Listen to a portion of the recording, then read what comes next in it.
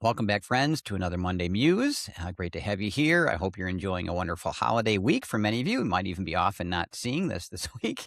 But we do hope you have a happy 4th, safe 4th, and enjoy time with family and friends for those of us here in the States. My apologies about missing last Monday's Muse. It was Father's Day, and I spent some time the weekend with grandkids and my family, and because of that, missed the Monday edition. So welcome back. In this particular one, I promise to go a lot deeper in what may be for me and for many people who wander into a performance matters, performance first mindset of design. 5 moments of need is workflow analysis, rapid workflow analysis, we call it in the Enable methodology. This is honestly, friends, there's two powerful pivots, and this is one of them. And the irony of workflow analysis or rapid workflow analysis is every time we talk about this, and begin to show it to L&D teams and help L&D teams do this, we get the following statement when they first see it at a high level. I'm already doing that because I'm doing task analysis in my often very traditional sense of what might be, for instance, an ADDIE approach to instruction. So I want to be sure we distinguish three important things here, maybe even four, that have to do with why this is very, very different. And the first, honestly, friends, is we're really not doing it. I did task analysis. I did this over 2 decades ago when I was not involved in RWA, was not involved in the 5 moments.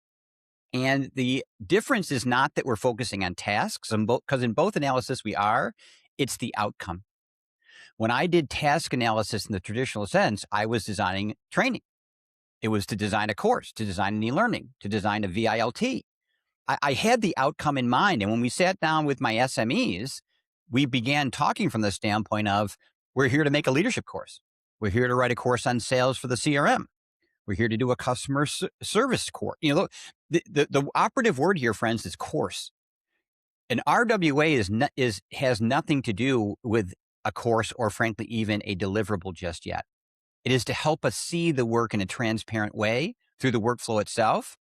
So it really is about focusing on a very different deliverable, frankly, if one at all, because the first thing I have to do, and this is point number 2, is we have to make the work transparent.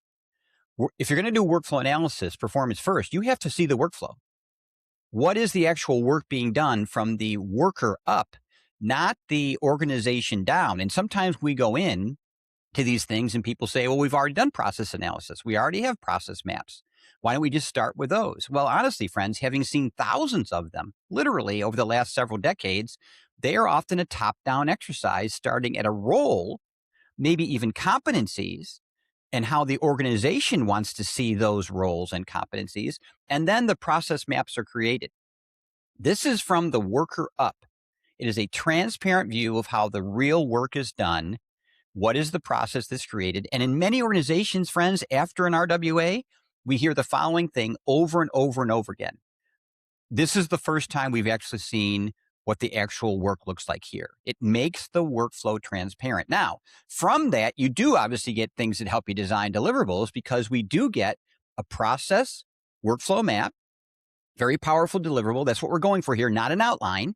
We're going for a workflow map, which is made up of the processes and flows, the tasks that support those processes, the steps that are performed for the tasks, and the supporting knowledge we need to then understand how and why we're performing those tasks. Period. There's nothing else here about, and therefore we're going to put it into necessarily a course or outline, and it's going to be 3 to 5 days long, 1 or 2 e-learnings, 4 days of VILT. Again, friend, wrong box too quick.